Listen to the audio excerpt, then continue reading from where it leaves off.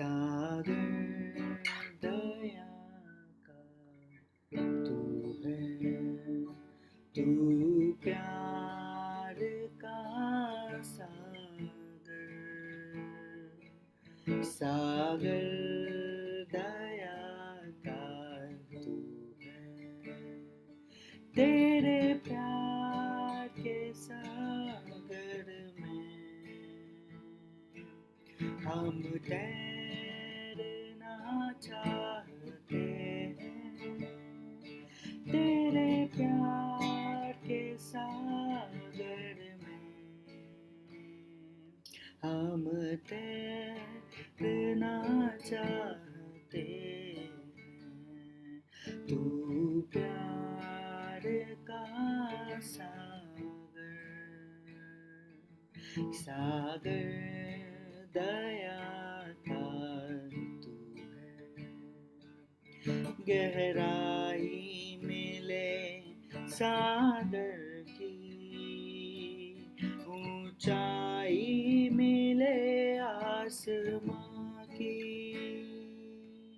गहराई मिले सागर की, ऊंचाई मिले आसमां की, पर कोई नाप ना पाएगा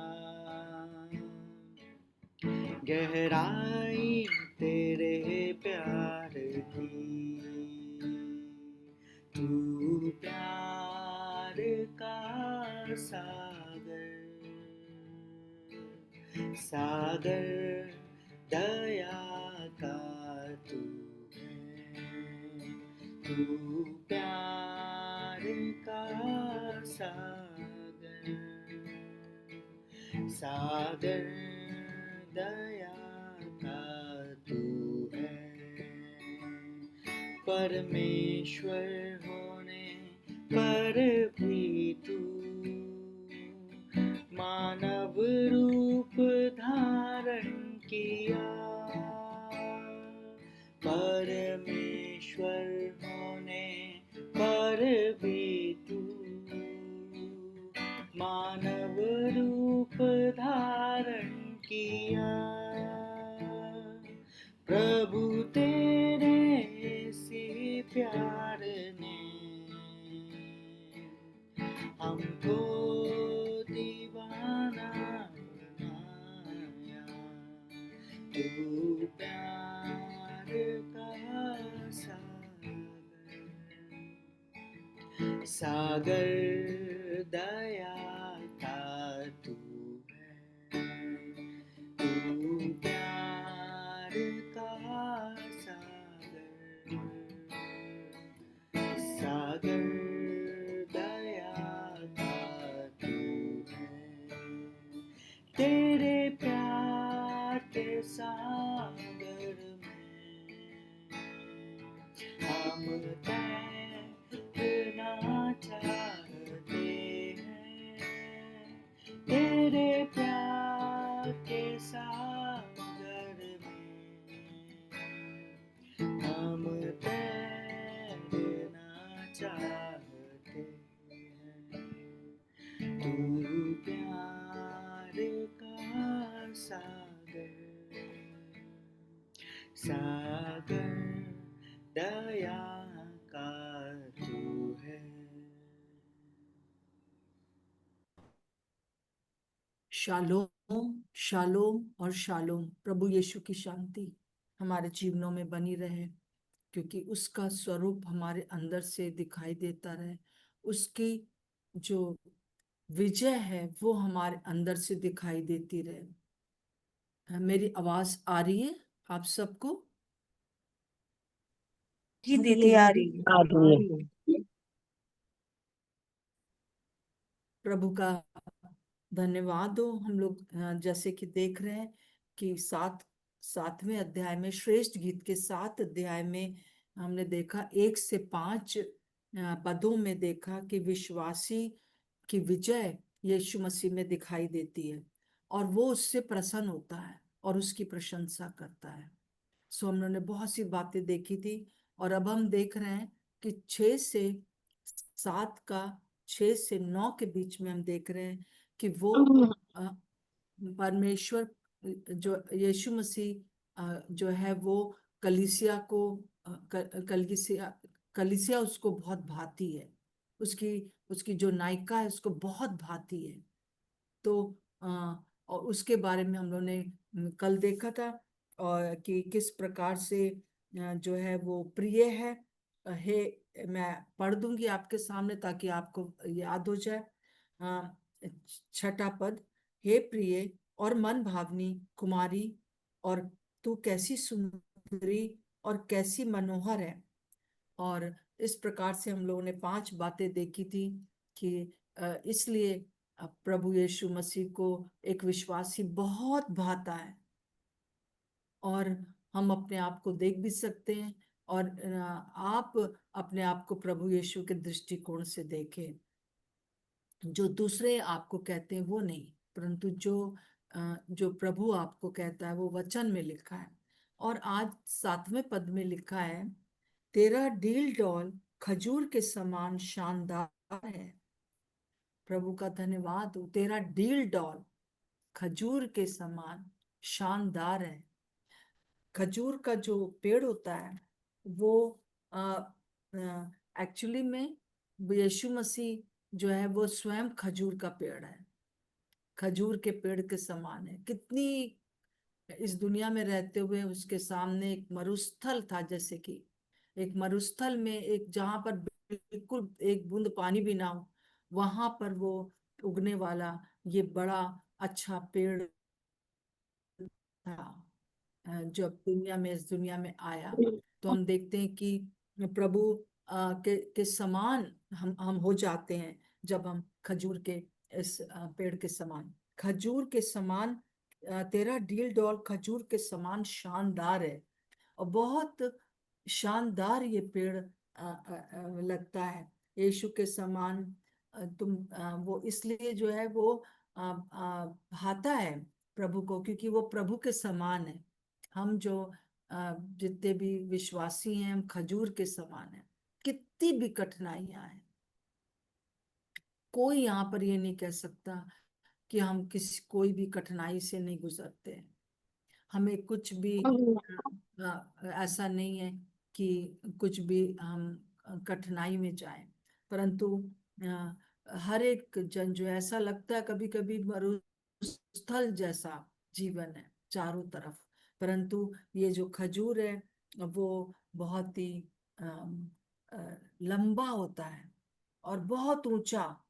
तो तो हम देखते हैं कि प्रभु यीशु मसीह सबसे ऊंचा है, और हमें भी वो बहुत ऊंचाई पर जाना चाहता है। और ऊंचाई इसलिए क्योंकि वो जो उसके जो जड़ होती है वो जितना पेड़ ऊपर होता है उससे ज्यादा जड़ जो है वो नीचे की तरफ होती है, क्योंकि जितना नीचे जाता है 10 फीट से भी नीचे वो जाता है तब उसको पानी पानी मिलता है। और वो बहुत गहराई में, कई कोई कोई तो खजूर के पेड़ों की जो जड़ होती है अगर हम उसको जाकर देखें तो वो बहुत नीचे होती है। ऊपर तो एक जैसे कि रेत जैसी होती है, ऊपर एकदम सूखा होता है, परंतु नीचे जो है वो एक सोता बह रहा है। और उस सोते में इस खजूर की जड़ जो होती है फैली रहती है। कोई कोई दूसरा देख नहीं सकता है कि कितना हम प्रभु यीशु मसीह में गहराई में हैं, कितना हम उससे जो है वो आत्मिक भोजन पा। आशा लाल, आप अपना म्यूट कर लीजिए प्लीज। हाँ, आप जी, आशा मैट कर लीजिए अपना। तो हम देखते हैं कि किस प्रकार से जो है वो ये खजूर के पेड़ का उदाहरण दिया गया है। प्रभु यीशु मसीह मुझे और आपको एक खजूर के पेड़ के समान देखता है और बहुत खुश होता है। और वो इसलिए होता है क्योंकि, और हम उसको बहुत भाते हैं क्योंकि हम उसकी तरह हो जाते हैं। यीशु मसीह जब इस दुनिया में थे तो बहुत सी कठिनाइयां थी, बहुत से लोगों की बातें थी, हर दिन उनको एक एक चैलेंज देखना पड़ता था। और कौन लोग थे जो उसको उसको दुख पहुंचाते थे? अभी गैर यहूदी नहीं खड़े हुए थे उसके विरोध में, रोमी लोग नहीं खड़े हुए थे। रोमी तो पिलातुस तो उसको बचाना चाहता था। रोमी लोग तो उसके पास कई बार प्रार्थना के लिए आ जाते थे, परंतु उसके अपने लोग जो थे वो उसको तोड़ देना चाहते थे। जो दुश्मन शैतान है वो हमारे जीवनों में रेगिस्तान किसके द्वारा लाता है? अपने लोगों के द्वारा लाता है, जो हमारे एकदम आस पास है। और यीशु मसीह को जो सताने वाले थे वो भी अपने ही लोग थे, यहूदी लोग थे, जिनके पास पूरा बाइबल थी, वचन था, कि पुराना नियम था, जिनके पास उनको पता था कि यीशु मसीह कैसे आएंगे, कुंवारी से पैदा होंगे और किस तरह से सताए जाएंगे, हर एक बात तो थी। परंतु उनका उस समय दिमाग जो था वो बिल्कुल भी प्रभु में नहीं परमेश्वर को वचन को समझने वाला नहीं था, इसलिए वो विरोध कर सके। जो लोग परमेश्वर के वचन में नीचे तक गहराई में रहते हैं उससे पोषण पाते हैं।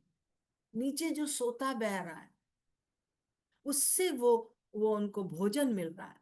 वही लोग जो हैं खड़े रहते हैं, उनकी डील डॉल जो होती है वो ऊंची हो जाती है। और प्रभु हमको इसी प्रकार से देख रहे हैं। और इसका जो फल होता है वो बहुत मीठा होता है। वो उसके अंदर कड़वाहट नहीं होती है, मीठा फल होता है।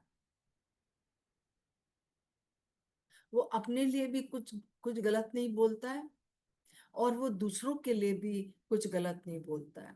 मीठा मतलब वो खुद मीठा और दूसरों को भी मीठा मीठा ही समझता है। हालेलुया।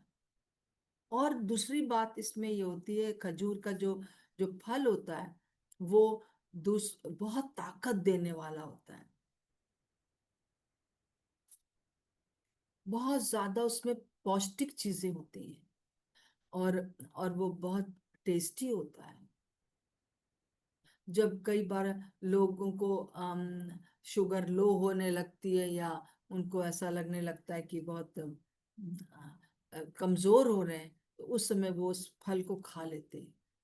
और जब वो फल खा लेते हैं तब उनको अच्छा ताकत आ जाती है। तो हमारा जो जीवन है प्रभु को इसलिए भाता है क्योंकि हम दूसरों को पोषण देने वाले हैं, दूसरों को आगे बढ़ाने वाले हैं। आप सोचेंगे कि हम तो कोई बड़ी भारी मीटिंग करते नहीं है, हम तो किसी को कुछ करते नहीं है। अगर आप एक व्यक्ति के लिए 2 मिनट भी प्रार्थना कर देते हो, आप उसको पोषण दे रहे हो, उसको उसको जो है आप अपने इस मीठेपन को चखा रहे हो, जिससे उसको ताकत मिल रही है। कई बार लोग मुझसे पूछते हैं कि अ, प्रभु की सबसे बड़ी सेवा क्या है? मैं आपको बताना चाह रही हूँ, सबसे बड़ी सेवा जो है वो प्रार्थना है। जब हम प्रार्थना लोगों के लिए करते हैं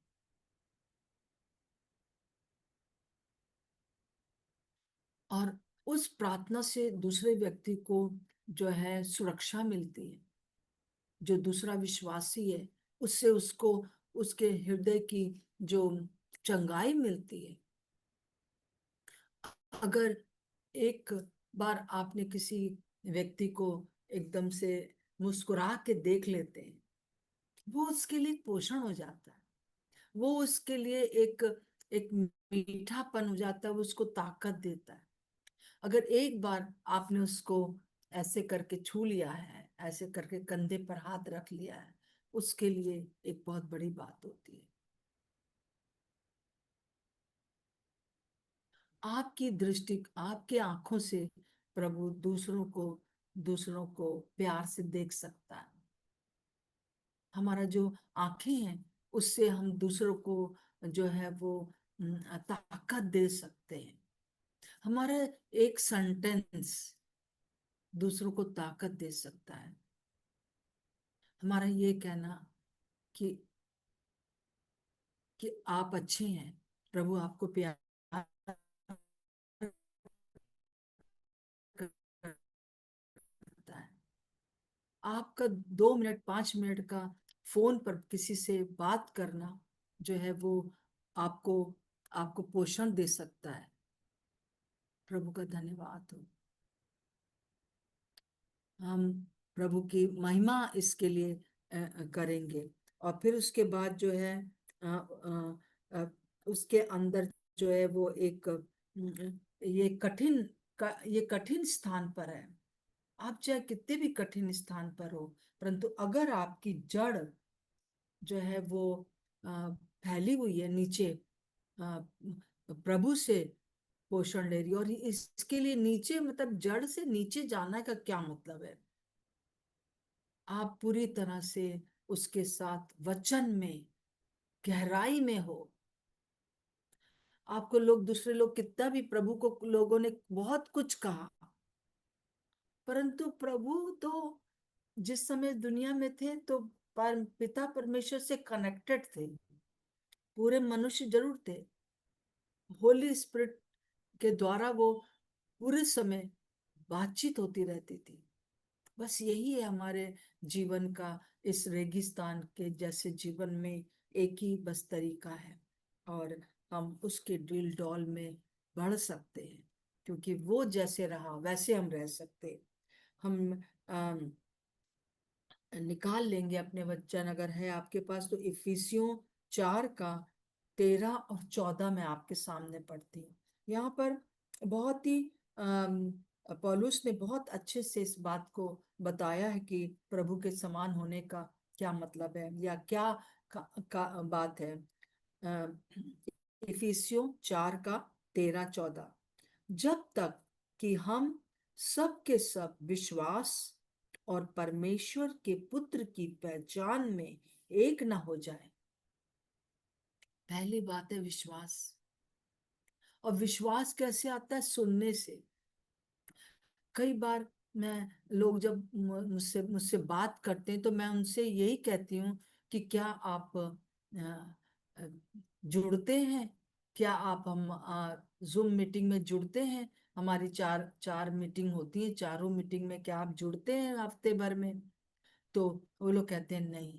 तो मुझे लगता है कि फिर कैसे आप जो है वो विश्वास में आगे बढ़ेंगे? कैसे आप जानेंगे? जैसे इन दिनों में हम बता रहे हैं कि प्रभु आपके लिए क्या कह रहा है, जब आपको पता ही नहीं है कि प्रभु इतनी अच्छी अच्छी बातें मेरे लिए कह रहा है, तो हमें एनकरेजमेंट कहाँ से मिलेगा?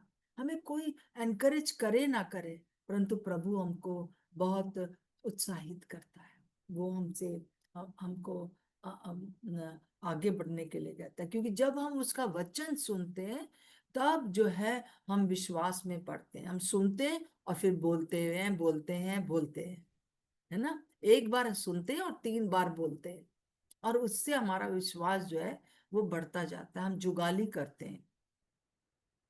दिन भर अगर हम इस बात के लिए बोलते रहें जो प्रभु हमारे लिए कह रहा है, तो हमारा विश्वास और बढ़ जाता है। प्रभु के लिए विश्वास और बढ़ जाता है, अपने ऊपर विश्वास बढ़ जाता है। और फिर और परमेश्वर के पुत्र की पहचान में एक ना हो जाए। उसकी जो पहचान है प्रभु यीशु मसीह की, कि वो एक खजूर के पेड़ के समान है। वो रेगिस्तान में उगा, परंतु उसने हमको जो है मीठा, हमको जो है अपने टेस्ट के द्वारा हमें मीठा बना दिया है। हमें अपने पोषण के द्वारा, अपनी अच्छी जो उसके अंदर गुण है, हमें ताकत दी है। और फिर हम उसके उसके समाज के डील डॉल में बढ़ जाते हैं। डील डॉल मतलब जो इसका यहाँ पर भी आया है, तेरा तेरा डील डॉल खजूर के समान है, ऊंचा है। हमारी सोच ऊंची होती है, हमारी भावनाएं ऊंची होती हैं। ऊंची मतलब प्रभु के समान। प्रभु ऊंचा क्यों कहलाया? क्योंकि उसका सोच बहुत ऊंची है। उसका जो कुछ भी है वो बहुत सत्य में है। वो बहुत ऊंचाई पर है, डील डॉल में वो बहुत ही ऊंचा है। और जब हमारी डील डॉल भी उसके समान हो जाती है तो हम उसको बहुत भाते हैं। और फिर उसके बाद तीसरी बात यहाँ पे लिखी है, एक सिद्ध मनुष्य ना बन जाए।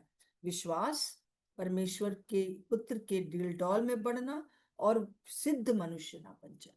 सिद्ध हम कभी भी, हम अपने ताकत से नहीं बन सकते। जितना हम प्रभु के अनुग्रह को जानेंगे उतना हम सिद्ध बनते जाएंगे, क्योंकि केवल सिद्ध वही है, और उसने हमारे लिए सारी सिद्धता को पूरा कर दिया।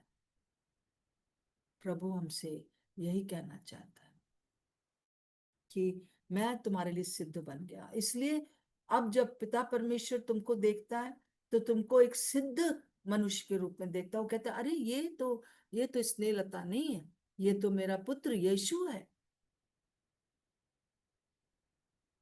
हालेलुया। जबकि स्नेहलता सिद्ध अभी नहीं बनी है। और मसीह के पूरे डील डॉल में ना बढ़ जाए, ताकि हम आगे को बालक ना रहे, है ना। पांचवी बात है, बालक ना रहे, बालक नहीं रह जाते। जब हम उसके गहराई में जाते हैं, उससे अपना अपना भोजन लेते रहते हैं, चाहे कितने भी रेगिस्तान में हो, तो हम जो है बालक नहीं बन जाते, हम सियाने हो जाते हैं। हम अपनी इंद्रियों को जो है बस में करना जानते हैं।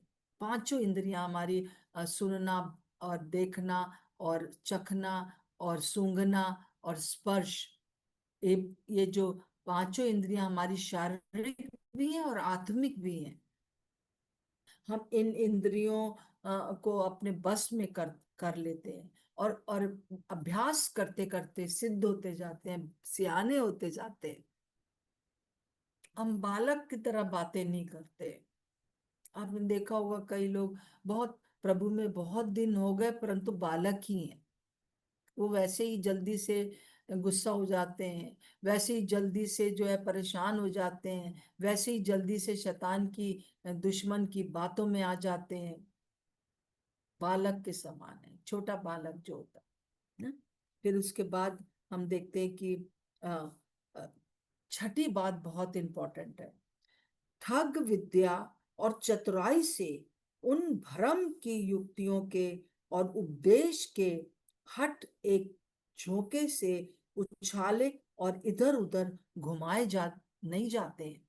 ठीक है, हम यीशु मसीह के समान है, और हम जो है वो, हमारे अंदर विश्वास है, हमारा डील डॉल जो है वो बढ़ गया है, और हम जो है बालक नहीं रहे परंतु सियाने हैं। और छठी बात बहुत ही इंपॉर्टेंट है कि हम जो जो इस समय झूठी शिक्षा है, ठग विद्या, शैतान ठगता है, और वो किसी किसी बाहर वाले को इस्तेमाल नहीं करता है, कई बार अपने ही लोगों को इस्तेमाल करता है। और क्या होता है कि हमको हमारी जो वचन उसको तोड़ मोड़ के, है ना, शैतान की युक्तियों और उसके उपदेश के अनुसार हम चलने लगते हैं। उछाले, और लिखा है इधर उधर घुमाए जाते हैं, उछाले जाते हैं, एकदम बिल्कुल उछल जाते हैं। थोड़ी देर में हम एकदम संत से एकदम बिल्कुल वो होने लगते हैं, चीजों को पटकने लगते हैं, लोग अपने आप को श्राप देने लगते हैं। अब उसका कोई अधिकार हमारे पर नहीं। हम एकदम से घुमाए नहीं जाते। हमारा जब वचन के ऊपर हमारा हम अब खुद जो है वचन से पूरी तरह से एक्यूप्ड रहते हैं। इन दिनों में हमको अपने आप को पूरी तरह से वचन में आगे बढ़ाना है, क्योंकि अगर हम वचन के अनुसार नहीं करते हैं, तब क्या होता है, तब हम जो है वो उछाले जा सकते हैं। कोई कुछ भी कह देगा, हम उसका कहना मान लेंगे। कल शाम को हमने ट्यूसडे की बाइबल स्टडी में यही देखा कि किस प्रकार से दुश्मन शैतान जो है वो हमको हमको झूठे सपनों के द्वारा, झूठे दर्शनों के द्वारा बहका सकता है। और हम इसीलिए कहते हैं कि आप हर एक बाइबल स्टडी को जरूर देखिए। मैं आपको कल का जो भेजूंगी आप उसको जरूर जरूर, और बाद में भी देखिए।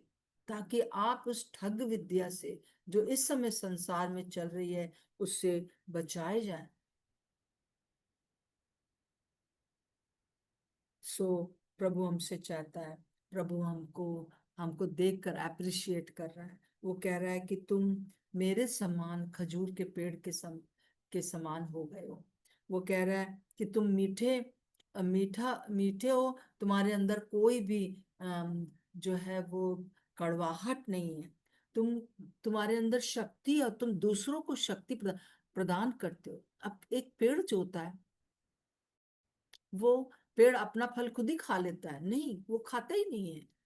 वो तो उसी के अंदर से निकल रहा है, दूसरे लोग पोषित होते हैं। तो आप अगर दुनिया में हैं तो एक खजूर के समान है, खजूर के पेड़ के समान है, दूसरों के लिए, कलीसिया की उन्नति के लिए। मेन पर्पस जो है आपका दुनिया में रहने का यही है।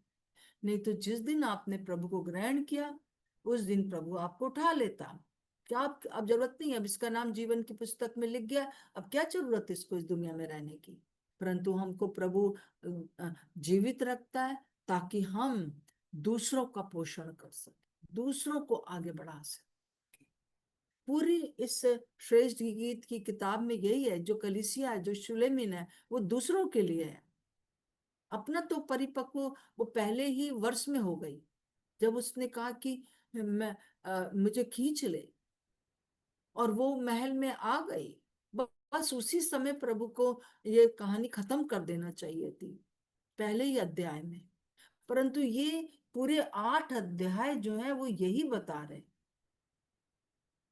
कि कैसे ये जो शुलेमिन है, ये जो नायिका है, ये जो कलीसिया है, वो कैसे इस दुनिया में उतार चढ़ाव के साथ रहती है और दूसरों के लिए एक आशीष का कारण बनती है। यीशु मसीह ने भी अपने यूहन्ना 17 में जो बड़ी महायाजकीय प्रार्थना किया, उसमें यही कहा प्रभु ने कि मैं तुझसे ये विनती नहीं करता हूं अपने चेलों के लिए, और हमारे लिए वो विनती कर रहे थे कि जो इनके द्वारा भी प्रभु में आएंगे, मैं ये विनती नहीं करता हूं कि ये आप इनको संसार से उठा लें, परंतु मैं ये विनती करता हूं कि इनको शत्रु से, दुष्ट से बचा कर रखें।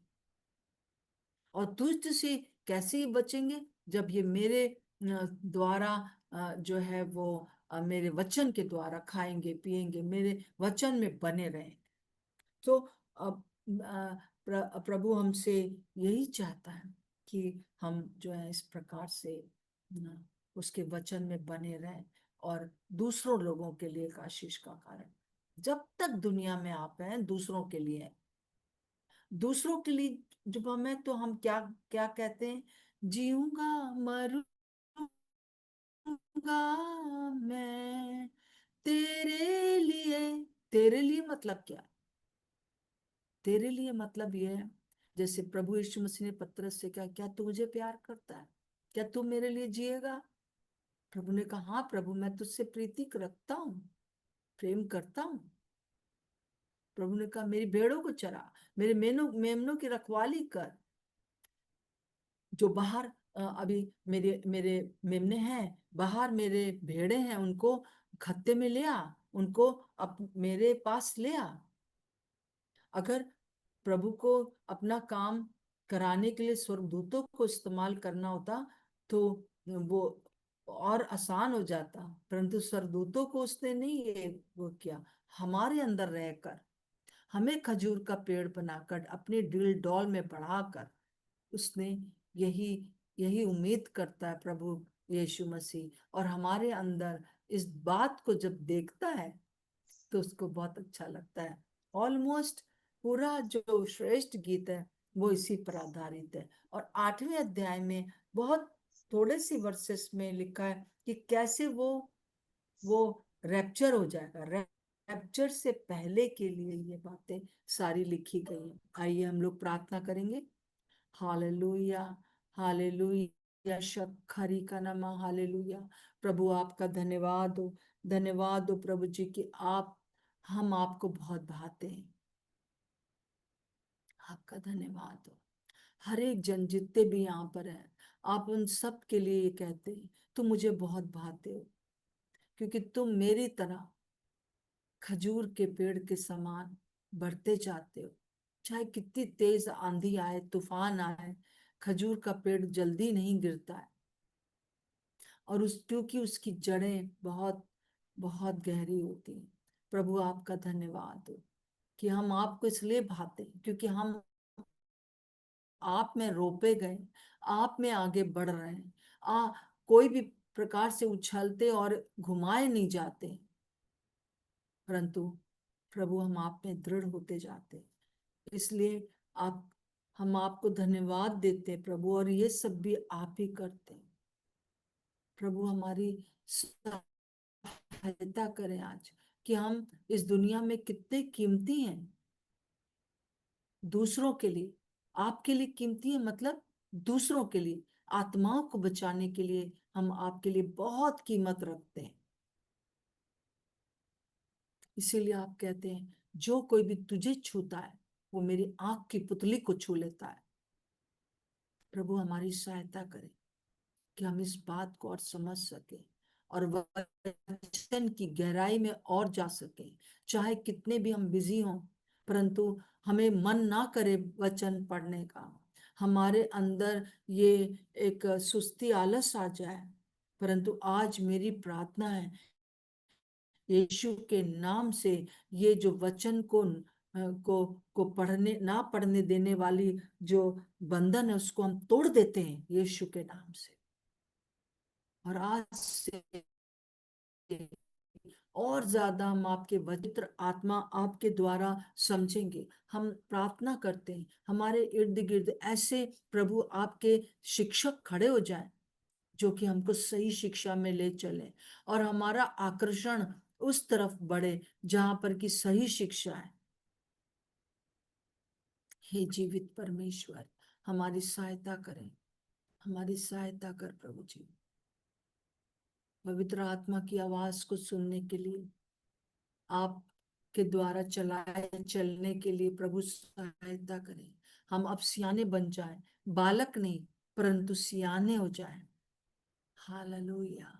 हमारी जितनी भी रेगिस्तानी जो भी हमारे चारों तरफ परिस्थितियां हैं वो हमें ना छूने पाए, वो हमें हमें ना बताने पाए कि तुम कुछ नहीं कर सकते हो। परंतु प्रभु आपका धन्यवाद हो, धन्यवाद हो कि आप हम जो कि हमारी जड़ें आप में ऐसी बनी रहें जो आप सोता है बहुत गहराई में हम जाकर आपकी महिमा करने पाए। प्रभु आज हमारी सहायता कर। हमारे चारों तरफ बहुत रेगिस्तानी बातें हैं। हम जैसे आपसे आपसे उठकर संसार में जाते हैं, हम देखते हैं कि चारों तरफ एक ऐसा रेगिस्तान है जहां कहीं पर भी दूर तक कुछ दिखाई नहीं देता। परंतु प्रभु इस सारे रेगिस्तान में हमें खजूर के पेड़ के समान बना दीजिए, ताकि हम दूसरों को पोषण दे सके, दूसरों को प्रभु उनके जीवन को बचा सके, उनको खिला सके, उनको मीठा बना सके। धन्यवाद प्रभु, धन्यवाद प्रभु। और इस युद्ध में हम जीते हुए हैं। और प्रभु ये जीत जो है, आपकी जो जीत है हमारे अंदर से दिखाई दे सके। यीशु मसीह एक एक को मैं इस समय आपके हाथों में सौंपती हूँ प्रभु जी, इन सारे लोगों को जो अभी मेरे साथ जुड़े हुए हैं, क्योंकि दुष्ट इन सब को एकदम रौंद देना चाहता है। क्योंकि ये लोग हर एक जन प्रभु जी आपके लिए खजूर के पेड़ के समान होने के लिए तैयार किया जा रहा है उस रेगिस्तान में। इसलिए प्रभु यीशु के नाम से हम एक दूसरे को संभालते हैं, एक दूसरे के लिए प्रार्थना करते हैं प्रभु जी। मैं प्रार्थना करती हूँ प्रभु जी हर एक जन प्रभु यीशु मसीह आपके वचन के द्वारा पोषण पा सके, आपकी उपस्थिति के द्वारा आगे बढ़ाया जा सके। यीशु मसीह के नाम से मांगते हैं, आमीन और आमीन। सो मैं आप सबको बहुत बहुत धन्यवाद देना चाहती हूँ कि हर सुबह किस प्रकार से आप लोग आ जाते हैं, उठते हैं, बैठते हैं और वचन को सुन रहे हैं। मैं विश्वास करती हूँ कि इस वचन के द्वारा आपको जरूर आशीष मिल रही है। प्रभु का धन्यवाद। आप एक खजूर के समान, पेड़ के समान है। हालेलुया। जितने भी बुढ़े हो जाए तो आपके सामर्थ जो है वो खजूर के समान है। प्रभु का धन्यवाद। सबको जय मसीह की। जय मसीह की आज जय मसीह की जय मसीह की सबको जय मसीह की जय मसीह। जय मसीह दीदी जय मसीह जय मसीह दीदी, जय मसीह की सबको जय मसीह जय मसीह की आंटी जय मसीह की आंटी। शालोम जय और मसीह की 3 बजे मिलेंगे।